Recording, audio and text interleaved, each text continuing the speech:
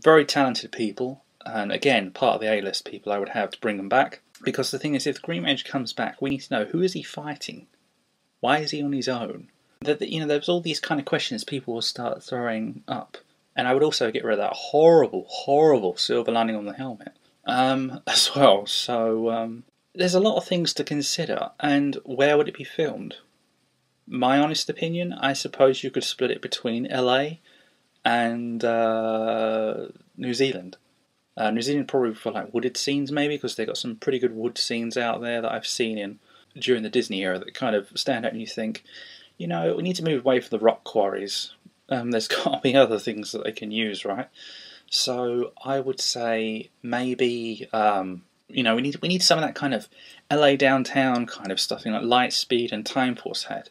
The smouldering rubble and the desolated buildings that are kind of laying on the floor and crumbled around, and people running for their lives. That will give you a real sense of danger, and actually, even though it's not real, but you're portraying something, you want to make the audience feel it's real. And it helps the audience engage with it better. In my opinion, I think that would be a very good move. We need something that looks very dark, that comes off very professional. All the colours need to be on the table for this to happen. I have tried to get in contact with Saban Brands, and, if anyone has tried to get in touch with them, it's like talking to a dead wall. I've tried to find other members of the production, which is very, very difficult to find. This is what I don't get. Saban has so many people that have worked for him and are working for him, and yet his people are so difficult to find. But I'm trying to do what I can. I'm building up a portfolio full of sketches and stories. The concepts, some I will reveal. Ones that are in detail, kind of like how the Super Mega Force cast, they can't post the images until it's actually happened, kind of thing, but they can show little teasers, which is kind of what I want to do, because I want to see if the audience really want to engage with this. I would like to see this really go ahead. The fans would like to see this go ahead. I would honestly like to be involved, and I think sometimes it takes a real dedicated fan to help drive this in the right direction. Yes, image does sell, but at the same time you need a story to sell that image. And if the story is thin, you're not really going to sell it. People are just going to go, oh, that thing, and just go, walk away from it. You don't want to have that reaction. You want to make sure that everything is there. Nothing to piece. I have written tons of stuff in the letter, explaining everything in depth. I've covered everything from the character development to what should happen in terms of emotion, what you're portraying. Also saying about the music again, who should direct. Basically what I've just been telling all of you, but in greater depths. It was, I think, about 15 pages, but I thought I didn't want to make it too long, but I wanted to make it long enough to cover everything and not to let them get bored. But if it's that interesting, they shouldn't get bored, they should want more. So I ended up cutting it down to about 11 pages, because I think I was rambling most of the time, which I do tend to do. Yes, that's pretty much it in terms of that, but I will say, I can't sell the concepts, which I've been uploading recently, which are t-shirt prints. I've been doing concepts and kind of putting slogans on the front, and I've scaled them to fit so people can print them on their t-shirt. And I think this would be great for people to either wear at cons or PowerMorphCon or, any kind of con that these, some of the cast that are attending, because there may be the opportunity that they might want in on this. Not to mention, this might also attract attention of Saban Brands as well. I can't sell an existing character or a product, I think, because due to law, I think it's your copyright issues. And I don't really want to get sued because I don't want to be on the streets. So I can promote in terms of some kind, but I can't legally sell it. Because you're not allowed to try and make money out of an existing character and buy another franchise. So, and I'm not out to make money, I'm out to kind of visually sell, I guess is a way of putting it. Or to try and kind of visualise this in a bigger picture so that people can go, wow, this is actually pretty interesting, I'm going to get in touch with them as well. So I was hoping that these iron-on t-shirt prints, which are on that Facebook page, to get people to iron those on to a t-shirt of their choice. I have done it the kind of reverse colours, so you can actually put, I think I made it so it tailors both black and white t-shirts. So if you haven't got a black shirt, you've got a white shirt. So I wouldn't charge anyway for these, because first of all, I know financially how people are these days, And of course, like I said, because of the lore business. So there's two reasons why. I kind of think this will be probably the best option so far. I mean, I haven't got anywhere else with them, but I think, like I said, image sells. So I think this is probably the best bet. If the image sells, it'll make people want to know more about the story. But the images have to be very good.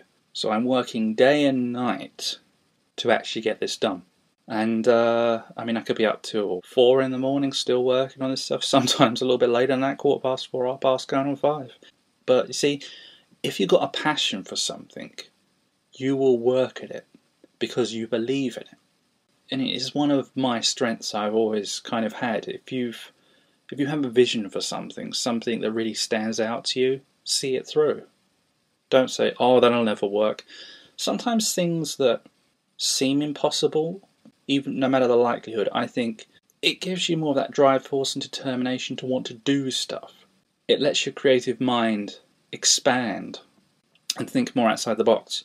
So, I mean, I hope this happens. I hope it does.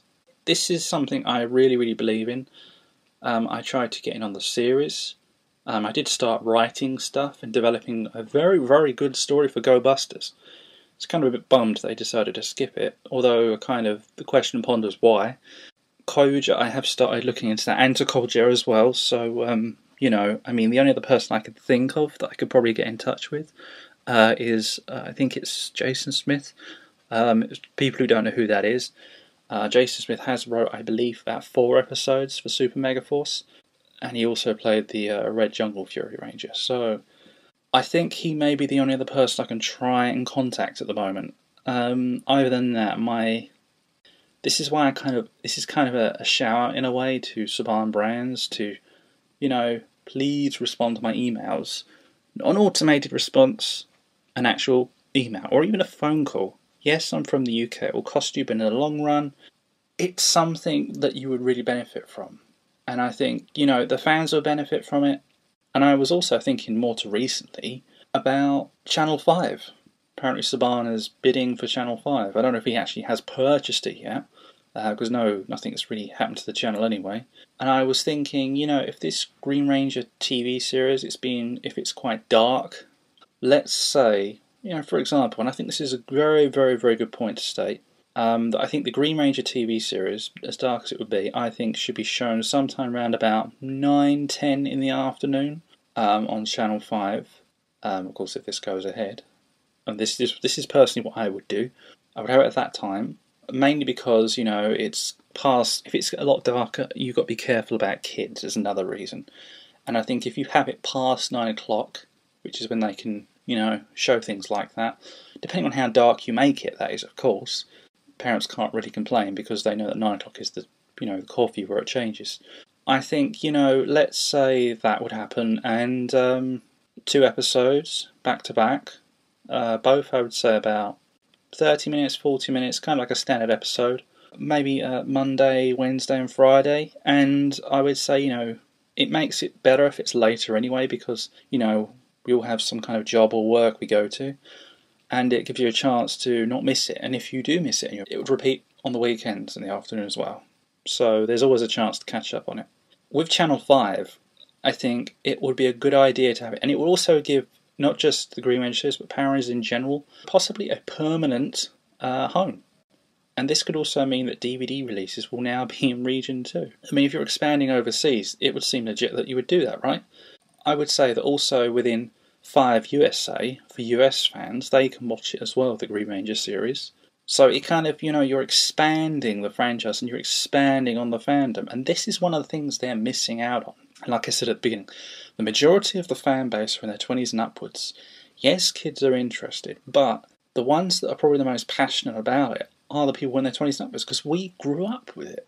It's just, you want to try and give back to the older fans. I kind of feel the older fans are not betrayed, but I would feel you're kind of left out of the loop. There is so much more to this than it can be, because a darker series would actually also be very profitable. I mean, bear in mind, you could do toys again, or I would actually like the idea of die-cast figurines. I was thinking, of like I said for Zed and Gold, I've said you have one of them.